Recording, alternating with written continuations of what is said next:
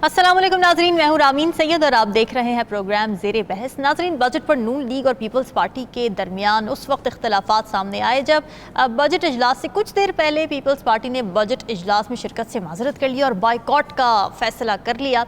इसके बाद रूठे हुओं को मनाने की एक तवील कोशिश के बाद पीपल्स पार्टी के कुछ नुमाइंदगान टोकन के तौर पर बजट इजलास में शरीक तो हुए मगर पीपल्स पार्टी के तहफ़्फ़ुज़ात अपनी जगह बरकरार रहे। अब इस हवाले से कमेटियाँ भी बन चुकी हैं। वज़ीर आज़म शहबाज शरीफ खुद बिलावल भुट्टो से मुलाकात भी कर चुके हैं और एक चार्टर ऑफ डिमांड्स उनको थमा दिया गया है पीपल्स पार्टी की जानिब से, जिस पर इस वक्त भी मुशावरत हो रही है नून लीग और पीपल्स पार्टी की मुज़ाकराती कमेटियों के दरमियान। अब पीपल्स पार्टी की जो अहम रिजर्वेशन सामने आ रही हैं वो हैं कि हमने नून लीग को एक मुआहदे के तहत हुकूमत बनाने के लिए सपोर्ट किया था और इसमें चंद बातें तय हुई थी जिस पर नून लीग अमल नहीं कर रही। पहली तो ये कि PSDP में सूबे के शेयर के हवाले से पीपल्स पार्टी की सूबाई हुकूमत को लूप में लिया जाना था, ये भी तय था। इसके अलावा पंजाब हुकूमत पीपल्स पार्टी को स्पेस नहीं दे रही, ये भी शिकवा सामने आया पीपल्स पार्टी का। फिर प्राइवेटाइजेशन को लेकर भी पीपल्स पार्टी मुकम्मल तौर पर ऑन बोर्ड नजर नहीं आ रही। कैसे होगा ये मामला हल, इसी पर बात करेंगे। काम के पहले हिस्से में हमें ज्वाइन कर रहे हैं सीनियर तजियाकार नजमुल साकिब साहब, राव खालिद साहब और साकिब बशीर हमारे साथ मौजूद हैं। आप सभी का बहुत शुक्रिया। नजमुल साकिब साहब, ये जो मुज़ाकरात हो रहे हैं इसमें कितनी सियासत है, कितनी मईशत है और कितना अवामी मफाद है? रामीन, एक फिक्रे में अगर आपको उसका जवाब चाहिए तो इसमें मैं ये कहूँगा कि इसमें ना सिर्फ सियासत है बल्कि सियासत के अंदर भी सियासत है। अच्छा, कैसे है? कैसे? सबसे पहले तो आपको ये बताते हैं, सबसे पहले तो ज़रा बजट पे 2-3 फिक्रे बोलते हैं ना। मार्क ट्वेन ने एक जगह कहा कि there are 3 kinds of lies, lies, white lies and statistics.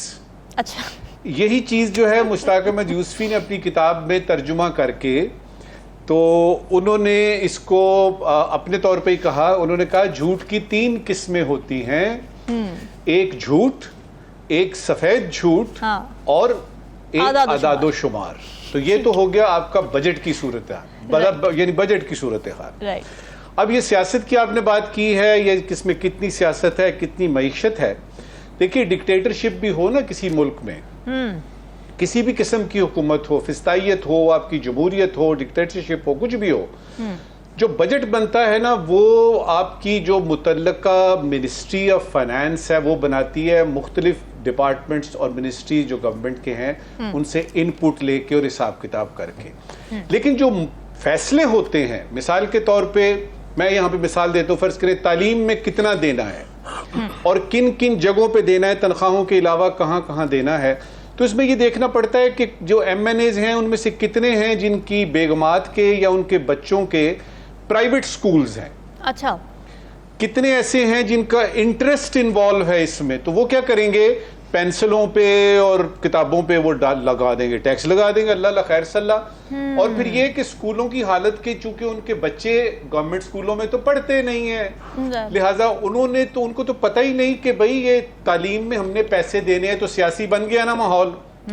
अच्छा, अब ये है कि उसूली तौर पे किसी जमहूरी मुल्क में अपोजिशन का उतना ही रोल है बजट की फॉर्मुलेशन में जितना कि आपकी हुकूमत का है। ठीक है, लेकिन क्या पाकिस्तान की तारीख में कभी ऐसा हुआ कि एक पॉजिटिव माइंडसेट रखने वाली अपोजिशन आई हो और उसने बाकायदा तौर पे माशी एंगल से और अवाम की फलाह बहबूद सामने रख के हुकूमत वक्त का साथ दिया हो एक मुनासिब बजट बनाने में? नहीं नजर आता। मेरे जहन में, मेरी मेमोरी में, मेरी याददाश्त में ऐसी कोई सूरत हाल नहीं है। अगर आप फर्ज करें अभी का देख लें, अपोजिशन को तो पूछा ही नहीं गया, पहले तो कैबिनेट ने अप्रूव कर दिया जी ये बजट हो गया जी।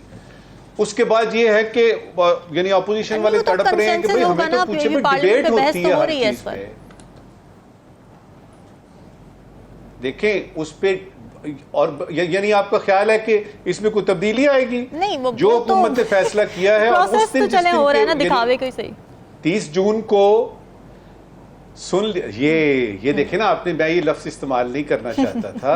देखिए, ये चीजें सारी पहले से तयशुदा होती हैं, ठीक है। अब उसमें सियासत के अंदर, सियासत मैंने बात की थी कि कोलिशन पार्टनर है पीपल्स पार्टी, आपने बड़ा अच्छा इंट्रो दिया है। कोलिशन पार्टी है यानी पीपल्स पार्टी, लेकिन वो इसके अंदर भी सियासत कर रहे हैं और वो ये है कि पंजाब में हम खुश नहीं हैं आपसे और पंजाब में हमें इतनी मिनिस्ट्रीज चाहिए और जो मेन टॉकिंग पॉइंट है आप ये हमें मिनिस्ट्रियों को तय करें, हम बजट में आपकी सपोर्ट करते हैं।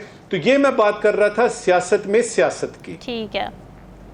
जिस तरीके से ये हुकूमत आज की मारज़ वजूद में आई है, इनसे कुछ तवक्को वैसे भी नहीं थी।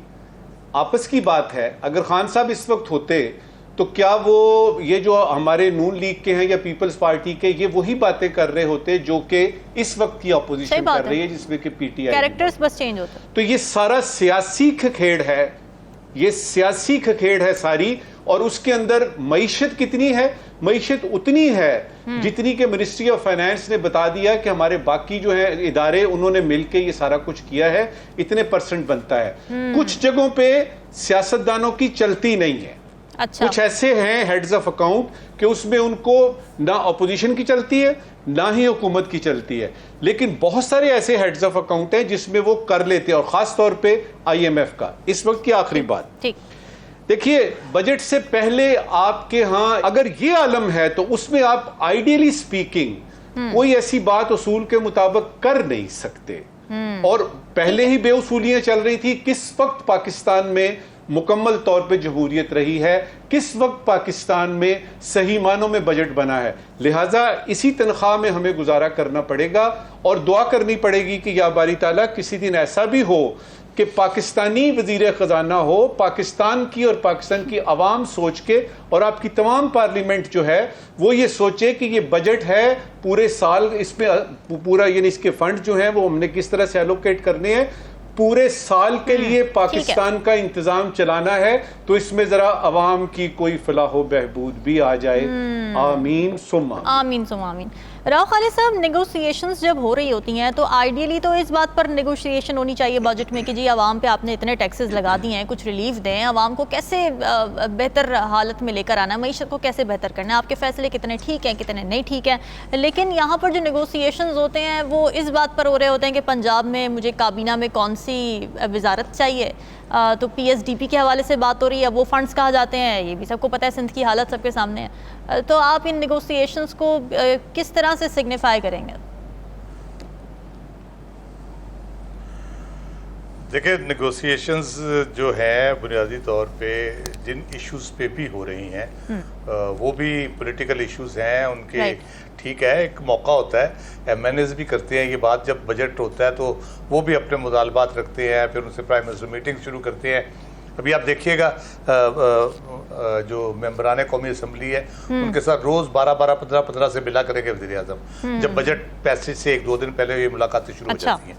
तो ये होता है नॉर्मली, ये मुलाकातें भी होती हैं, नेगोशिएशंस भी होती हैं, अलाइज के साथ भी मामलात चलते हैं। लेकिन ये बात दुरुस्त है कि जब आपने बजट बनाना होता है तो उससे पहले ये चीज़ें डिस्कस करने की है, बातें करने की है। मुझे कोई एतराज़ नहीं है, पीपल्स पार्टी सीटें मांग रही है, एक मौका उन्होंने देखा कि ये यहाँ पे हम इनके आर्म ट्विस्टिंग कर सकते हैं, ब्लैकमेल मैं नहीं कहूँगा लेकिन आर्म ट्विस्टिंग तो कहा जा सकता है, तो हम इनको अब थोड़ा सा प्रेशर डालते हैं। राइट।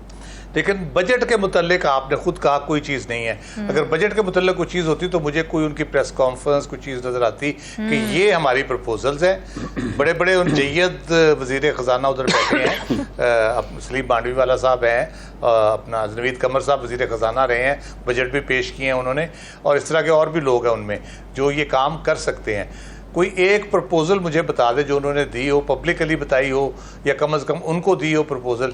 ये फंड्स का मुतालबा ज़रूर किया होगा, ये फंड्स दे दे, वो फंड्स दे दे, इस तरह कर दे, उस तरह कर दे। ये बड़ी सूरत-ए-हाल इस किस्म की है कि उसमें आप जी कोई नहीं, खदो खाल का उनको पता ही नहीं कि खदो खाल कौन से हैं और कैसे हैं, खूबसूरत हैं, बुरे हैं, दरमियाने हैं, उनको इस पर कोई लेना देना ही कुछ नहीं इससे ना।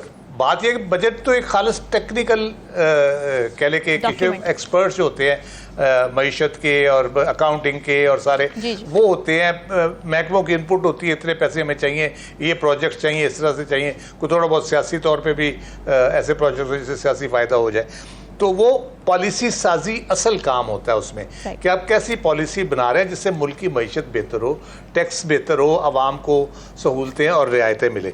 तो उस तरफ तो पॉलिसी साजी तो दूर की बात है, मुझे तो यहाँ कोई नई सोच भी नजर नहीं आती। वो सोचना भी लगता है मुहाल है। IMF ने कह दिया तो आपने फिर इशारिया ना इधर करना है ना आपने उधर करना है।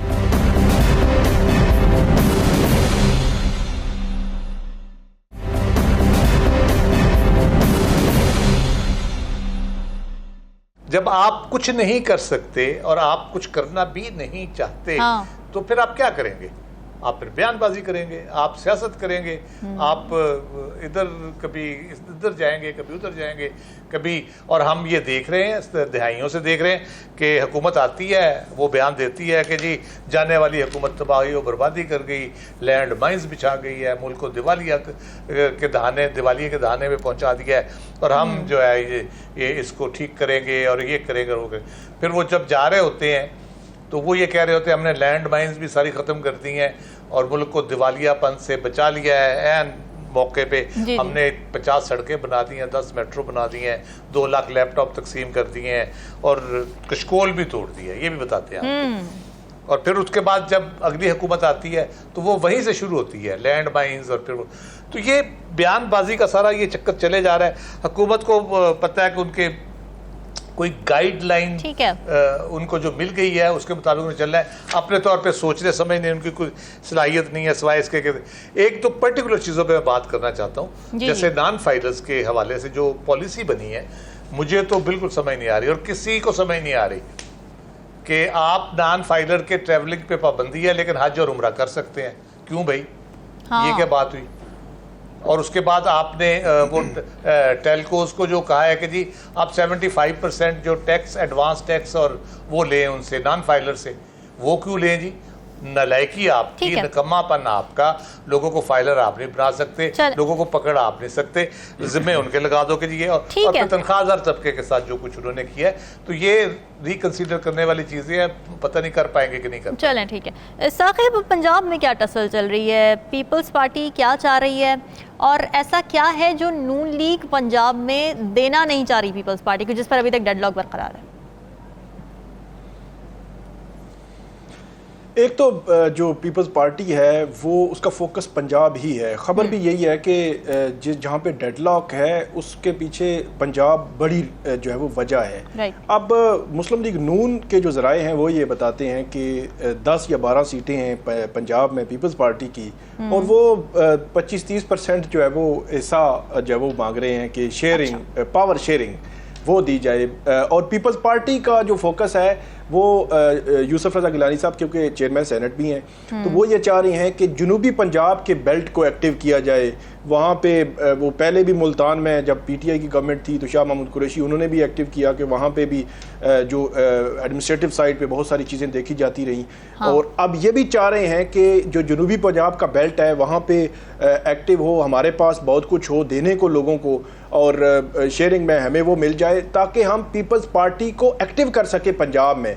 अब जो पीपल्स पार्टी की जो कैलकुलेशन है उनकी ये है कि सिंध में तो हम मौजूद हैं, हम देख रहे हैं पिछले 15 साल से वो एक तो सूबे में उनकी भी गवर्नमेंट है और मोर और लेस मतलब उनकी जो कौमी असम्बली में जो नशिस्तें होती हैं वो वही होती हैं, कभी कम कभी ज़्यादा, कराची का थोड़ा सा मार्जिन ऊपर नीचे होता रहता है।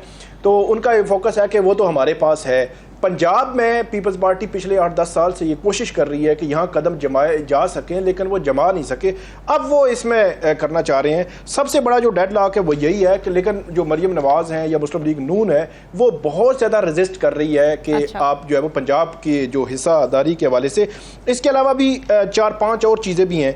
एक तो उन्होंने कहा कि जब आपकी हमारी जो बात हुई थी मरकज़ में, तो एक तहरीरी मुआहदा हुआ था, उस तहरीरी मुआहदे पर भी मुकम्मल तौर पर जो है वो अमल नहीं हो रहा।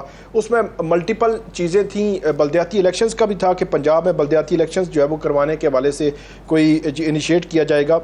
फिर जो मुस्लिम लीग नून है वो पीपल्स पार्टी पे ये एतराज़ कर रहे हैं कि हम कोई भी अगर इनिशिएटिव लेते हैं उसका पॉलिटिकल हमें नुकसान भी होता है, अवाम में पजीराई नहीं मिलती, कोई ऐसे सख्त फैसले हम कर रहे हैं तो उनमें पीपल्स पार्टी हमारे साथ नहीं होती और पीपल्स पार्टी साइड पे हो जाती है। जिस तरह ये बजट जो है वो पेश किया गया है, अब बजट में सारा जो मलबा है वो मुस्लिम लीग नून पे आ रहा है और जो पीपल्स पार्टी है उसको उस तरह डिफेंड भी नहीं कर रही।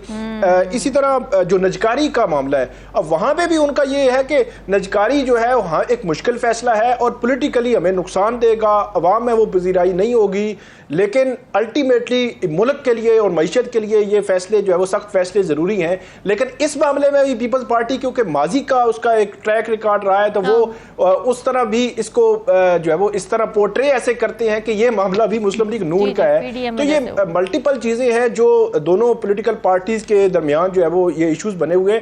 अभी भी डेडलॉक बरकरार है, लेकिन एक चीज़ तय है, वो ये है कि फैसल वाडा साहब ने थोड़ी देर पहले एक जो है वो बयान दिया। उन्होंने कहा कि बजट पास होगा और डंके की चोट पे होगा, निजकारी होगी और डंके की चोट पे होगी। इसका मतलब ये हुआ कि एक आज़ाद जो सेनेटर है सेनेट में किसी पॉलिटिकल पार्टी से वो डायरेक्टली नहीं है, तो उनका ये बयान जो है वो काफ़ी वजन रखता है। इसका मतलब ये है कि ये चीज़ें चलेंगी, इनकी जो है वो सिटिंग्स होंगी, इख्तलाफात, बयानबाजी, जिस तरह कल हनीफ अब्बासी जो है उन्होंने बयान दिए, फिर जो है वो मोहसिन शाह नवाज रांझा आए और उन्होंने ऐसी ऐसी बातें कर दी, पीपल्स पार्टी उसको डिफेंड भी नहीं कर सकती। पिछले प्रोग्राम्स में हम ये कर चुके हैं कि पीपल्स पार्टी जो खेल रही है वो ऐसे समझती है कि लोगों को पता नहीं है। हद के इज्जत का के जो बिल था वो कैसे लाया गया, कैसे आगे बढ़ा, कैसे गवर्नर छुट्टी पे चले गए। तो उन्होंने कहा, ये हनीफ अब्बासी साहब ने कहा कि ये तो सारा कुछ तय था हमारे साथ पीपल्स पार्टी का।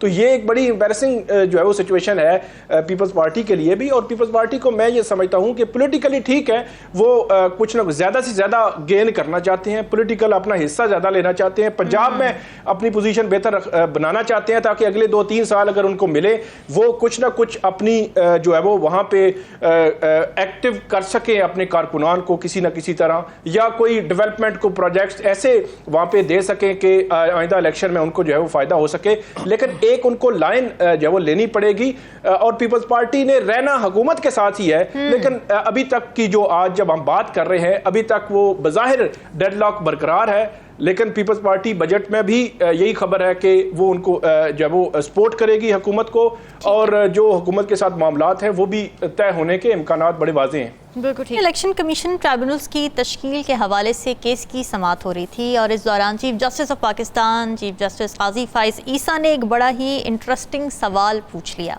उन्होंने सवाल ये पूछा कि क्या पाकिस्तान में हर चीज़ को मुतनाज़ बनाना लाजिम है।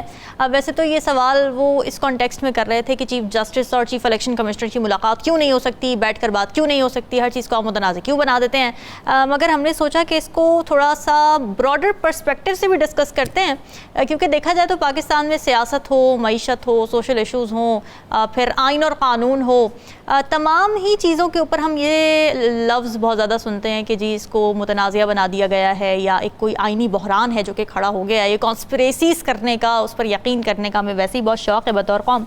तो हमने सोचा कि अपने एनालिस्ट से आज ज़रा सवाल पूछते हैं कि हम हर चीज़ को मुतनाज़े क्यों बना देते हैं। जी नजमुल साकिब साहब। सबसे पहले तो मैं ये चाहूँगा कि ये जो बयान आपने चीफ जस्टिस का कहा है जी, इसको हमारा पैनल मुतनाज़िया ना बना दे। जी बिल्कुल ठीक है, इसका हम खास ख्याल रखेंगे। जो ही हम बात करनी शुरू करेंगे कुछ ना कुछ तनाज़िया इसमें से निकलेगा ही, ज़रूर निकलेगा। देखिए रमीन, कुछ बातें होती हैं अहम, लेकिन उनको ज़रूरी नहीं समझा जाता। अच्छा, मिसाल के तौर पे अवाम की खुशहाली बहुत अहम है, ठीक है, लेकिन उसको ज़रूरी नहीं समझा जाता। इसी तरह से कुछ बातें गैर अहम होती हैं लेकिन उनको ज़रूरी समझा जाता है। मिसाल के तौर पे सियासी बेयकीनी जो है एक गैर अहम चीज़ है, लेकिन उसको ज़रूरी समझा गया है कि ये चलती रहे तो हिसाब किताब ठीक रहेंगे। ये दो बातें करने का मेरा क्या मकसद है? मेरा ये मकसद है कि किसी कौम ने जब तरक्की करनी होती है ना, हाँ, तो वो अहम और ज़रूरी दोनों बातों को साथ लेके चलती है। ठीक है, ठीक है। अभी यानी वक्फा हुआ था तो मैं और राव साहब बात कर रहे थे। देखिए ये ली कुआन यू ने क्या किया था, महातीर मोहम्मद ने क्या किया था कि आपका जो सिंगापुर है या मलेशिया है वो ज़मीन से उठ के आसमान पे आता है। उन्होंने अहम चीज़ें और ज़रूरी चीज़ें दोनों को मिला के अवाम की खुशहाली सामने रख के बगैर सेल्फलेस होके अपनी जात को भुला के उससे ऊपर मावरा होके उन्होंने काम किया, और उनके साथ फिर बहुत सारे लोग ग्रोहों के ग्रोह शामिल हुए और तरक्की की आपने। हमारे यहाँ क्या है? हमारे यहाँ चूंकि किसी वजह से अहम चीज़ों को दरखौरे इतना ही नहीं समझा जाता, उनको एक तरफ साइड पे रखा जाता है। अच्छा, उसकी वजूहात बहुत सारी हैं, उसमें से एक तो ये है कि कितनी देर तक हमने हुकूमत करनी है भाई। 2 नहीं तो 3 साल किसी प्राइम मिनिस्टर ने पूरा किया है कभी? 2 नहीं तो 3 साल, 3 साल में जो कुछ हो सकता है कर लो, और फिर आइंदा इलेक्शन के लिए भी हिसाब किताब कर रहे हैं ना तो कर लो। हमारा मतबा नजर ये होता है। जी ऐसे है। 5 साल का कोई भी मंसूबा बताएं पूरी तरह से कभी पाकिस्तान में हुआ नहीं। हम 5 साल से आगे जाते नहीं है। दुनिया क्या देखती है? 2030, 2040, 2050, 2050 में ये होगा, और वो तसलसल जो है, चूंकि ये नहीं होता, लिहाजा क्या है, अब हमने परफॉर्मेंस दिखानी है, परफॉर्मेंस दिखा नहीं सकते, उसको हम मुतनाज़ा बना देते हैं।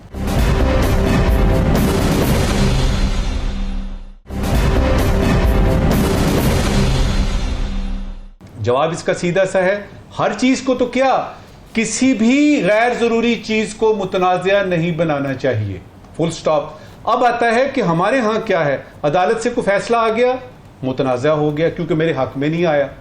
हत्ता कि सोशल मीडिया में कोई पोस्ट आ गई, हाँ। वो बेचारा हारिस रऊफ किसी जगह जा रहा है और उसकी बेगम के साथ कोई फिक्रा कसा जाता है, उसको मुतनाज़ा बना दिया।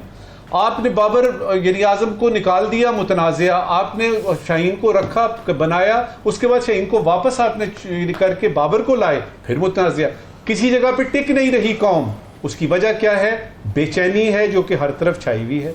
ये सेल फोन है, सोशल मीडिया है, इसके ऊपर ये है कि चीज़ें अपनी अपनी जगह पे मौजूद नहीं हैं, जो जिसका काम है वो कर नहीं रहा, और एक पाजड़ सी पड़ी हुई है, एक जल्दी है, एक उजलत है जिसमें कि मैं अपने लिए, इनफरादियत जो है वो इज्तमाइयत पे हावी है। ये सारे के सारे अवामिल मिलके इस पे मुंतज होते हैं कि आपके यहाँ हर चीज़ मुतनाज़ा क्यों होती है। नहीं होनी चाहिए, बिल्कुल नहीं होना चाहिए, और हर एक को अगर अपना काम करेगा, मसला अदालती कोई फैसला है, रामीन मुझे ये बताइए, क्या मैं जज हूं? क्या मुझे कानून का पता है? अब वो फैसला आया, चूंकि मेरे हक में नहीं आया, लिहाजा इसको मुतनाज़ा बना दे, क्योंकि मुतनाज़ा बना के बाद दाएं बाएं हो जाएगी और कोई रास्ता, कोई खिड़की, कोई छोटी सी खिड़की खुल जाएगी जिसमें से हम बता सकेंगे। जिस तरह इस वक्त की आखिरी बात जी, आपने बजट को पीपल्स पार्टी ने मुतनाज़ा बना दिया कि नहीं? बिल्कुल। क्यों बना दिया? वो इसलिए बनाया है कि कोई डील है, कोई डील करनी है। नंबर 2 कि कल को इस बजट के बारे में बात होती है, बजट के बारे में कोई खिलाफ बात होती है, तो हम ये कह सकें कि हम इसमें मौजूद नहीं थे, हमने इतराज़ात, तहफ़्फ़ुज़ात अपने पेश किए। तो ये कौमी अलमिया है, इसका हम फिलहाल तो कुछ नहीं कर सकते। ठीक है, फिलहाल कुछ नहीं कर सकते। राव खालिद साहब, क्या हम इसलिए मुतनाज़ा बना देते हैं चीज़ों को क्योंकि उसको हल नहीं कर सकते, या हल करने की सलाहियत नहीं होती, या इंटेंशन नहीं होती, या फिर उसमें लूप होल्स इतने ज़्यादा होते हैं? जैसे अगर आइन की एक शक की बात की जाए तो उसकी भी मुख्तलिफ तशरीहात निकल आती हैं। जी जी बिल्कुल बिल्कुल, मैं यही बात करना चाहता हूँ। मुझे पे आधी तो मेरी जो तैयारी थी वो नजमुल साकिब साहब ने पहले ही ब्लॉक कर दी कि जी मुतनाज़ा बनाएंगे उनको, जिन्होंने ये कहा है। तो मैं उनको मुतनाज़ा बिल्कुल नहीं बना रहा, उन्होंने बड़ी अच्छी बात की है और बड़ी दुरुस्त बात की है। और लेकिन मसला एक ही है उसमें कि हमारे उनके दौर की बात नहीं कर रहा, क्योंकि उनको मैं मुतनाज़ा नहीं बनाना चाहता। सुप्रीम कोर्ट सबसे बड़ा फोरम है जहाँ पे झगड़ों का और तनाज़ों का खात्मा होना चाहिए, जहाँ पे फैसले होते हैं तनाज़ों के, झगड़ों के। हमारे सियासी कानूनी मसाइल, आइनी मसाइल जितने आज तक वहाँ दरपेश रहे हैं, उनमें से कोई नया झगड़ा निकला है, कभी वो मसला हल नहीं हुआ। और ख़ुद ही अगली दफ़ा वो उस मसले को हल करते करते एक और नया झगड़ा क्रिएट कर देते हैं। तो एटलीस्ट इनकी ज़िम्मेदारी है, क्योंकि ये समझते हैं इन चीज़ों को कि हर चीज़ को मुतनाज़ा नहीं होना चाहिए, तो मेरा ख्याल है कि वो बेहतर तौर पर उसको हल करने की कोशिश करेंगे। कन्फ्लिक्ट रेजोल्यूशन पूरी साइंस बन चुकी है दुनिया में। डिग्रियां लेते हैं लोग, PhD करते हैं, और बड़े बड़े लोग बड़े बड़े मामलों में उनको इंगेज किया जाता है कि मतलब इसराइल हमास से ये सारा इशू चल रहा है, उसमें बैकग्राउंड में कोई ना कोई थिंक टैंक भी काम कर रहा होगा कन्फ्लिक्ट रेजोल्यूशन के लिए। हमने उसके पैरेलल कन्फ्लिक्ट क्रिएशन की एक इंडस्ट्री पैदा कर दी है। हमें कोई भी झगड़ा ना हो, कोई मसला ना हो, हम ऐसा मसला पैदा करते हैं। मुझे तो कभी कभी वो जो इंडियन ड्रामों की वो उसमें से आती है, सास बहू वाला जो वो सारा सिलसिला है, किस तरह से वहाँ से क्रिएट किए जाते हैं तनाज़ात और किस तरह से मसाइल पैदा किए जाते हैं। सबसे इम्पोर्टेंट बात ये आपने भी की, हमारी मसाइल हल करने की तरफ कभी तवज्जो नहीं रही। अब तो मुझे लगता है कैपेसिटी भी नहीं है, तनाज़ात और मसाइल को हल करने की हमारे पास कैपेसिटी भी नहीं है। और सियासत का रोज़गार ही तनाज़ात पे चल रहा है, क्योंकि हमने बयान देने होते हैं, उधर से जवाबी बयान आना होता है, इधर से बयान आना होता है। अमली इक़दामात की तरफ जब आप जाएंगे, जब अमली इक़दामात आप करेंगे, जैसे मैंने अदालत का कहा, अगर आइनी और कानूनी मामलात के ऊपर वहाँ से मामलात हल होना शुरू हो जाएं तो वो ये सियासी तलातुम थम जाएगा एकदम से। उसमें वो जब थमेगा तो बाकी मामलात में भी आपको फिर रास्ता मिलेगा, ताकि आप अमली तौर पे कुछ करके दिखा सके। अगर तो सिर्फ बयानबाजी पे चलना है तो फिर तो ये रोज़ नया तनाज़ा, बल्कि दिन में 10-10 दफ़ा तनाज़ात आते हैं जाते हैं, एक दूसरे को बुरा भला कहा जाता है, इल्ज़ाम तराशी की जाती है। तो ये एक रूटीन बन गई है अब, क्योंकि हम अमलन कुछ करने के काबिल भी नहीं है और करना भी नहीं चाहते जिससे कुछ बेहतरी हो सके। जब बेहतरी की बात आप करेंगे, मेरा ख्याल है उस पर कोई तनाज़ा खड़ा नहीं होगा। ठीक है साकिब, वो ट्रूमैन ने कहा था, एक बड़ी मशहूर कोट है कि if you can't convince them confuse them. आपको लगता है कि इसी पर अमल पैरा है हमारे सियासतदान भी और मुल्क चलाने वाले? बिल्कुल यही बात जो है वो मैं करने लगा था कि ये जो आजकल एक बयानिए की दौड़ है, हर तरफ पोलराइज सोसाइटी है, डिजिटल जो है वो मीडिया का दौर है, तो यहाँ पे कोशिश यही होती है कि वो सूरत हाल ये बनती है कि अगर आपके ख़िलाफ़ कोई चीज़ आ गई है तो आप उसको कम से कम कंफ्यूज कर दें, कोई मतलब एक तनाज़ा उसको बना दें, मुतनाज़ा कर दें उसको, ताकि लोग जो है वो कंफ्यूज हो जाएं, जो है वो देखने वाले सुनने वाले।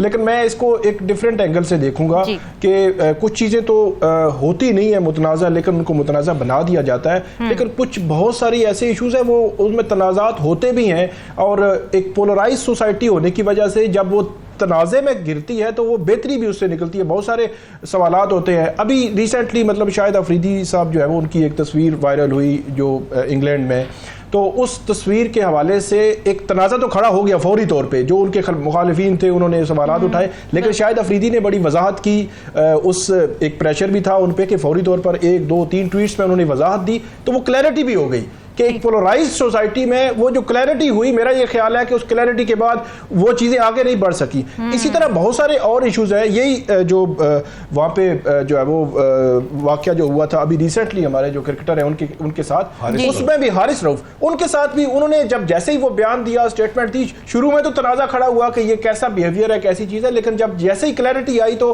वो क्लियर भी हो गया। तो बहुत सारी ऐसी चीज़ें होती हैं जिनमें तनाज़ात पॉजिटिविटी को भी जन्म लेते हैं। लेकिन जो मेरा ख्याल है जो हमारे इश्यूज हैं उनको सिर्फ उसको मुतनाज़ा कहना, फॉर एग्जांपल ये इलेक्शंस हैं 2008 के, जो 8 फरवरी के इलेक्शंस हैं, ये इलेक्शंस मुबैना तौर पर धांधली का एक तनाज़ा तो मौजूद है। इसको मेरा ख्याल है हम नहीं कह सकते। इलेक्शन ट्रिब्यूनल्स की तैनाती है, गवर्नमेंट के जो ऑर्डिनेंसेस हैं इसके हवाले से जो है वो तनाज़ात मौजूद हैं, जो गवर्नमेंट जो है वो मुख्तलिफ उस हवाले से करती रहती है।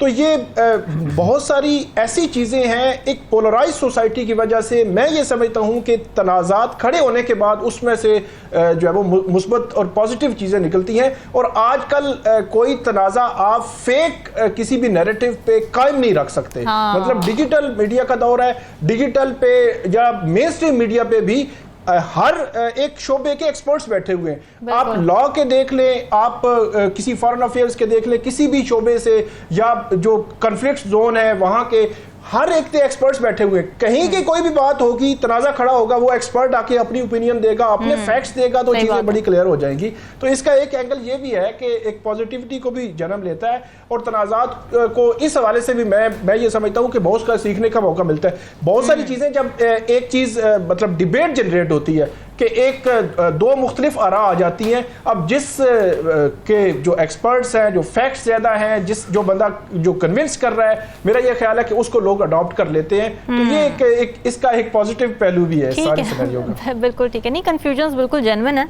लेकिन उसको क्लैरिटी उसमें कितनी लाने की विल है किसी की, या फिर रियलिटी को ब्लर करते रहना है, ये फिर इंटेंशन पे डिपेंड करता है। नजमुल साकिब साहब, क्या सवालात लेकर आए आप नाज़रीन के लिए?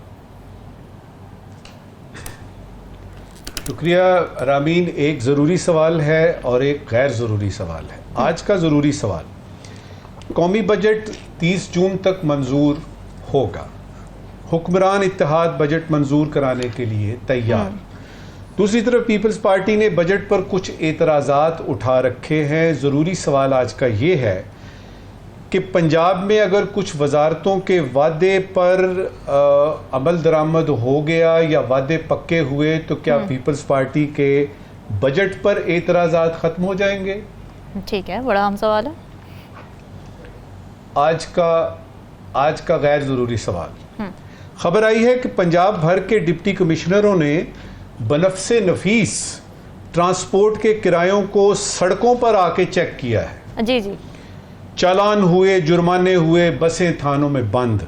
गैर ज़रूरी सवाल ये है कि ये प्रैक्टिस साल में 1-2 मरतबा ही होगी या दोनों ईदों के दरमियान भी अवाम के मसाइल का हल देखने की, उनका हल करने की कोशिश की जाएगी। बिल्कुल ठीक है नाज़रीन, ये सवालात हम आपके लिए चाह रहे हैं, फीडबैक ज़रूर दीजिएगा। हमें दीजिए इजाज़त, अल्लाह हाफ़िज़।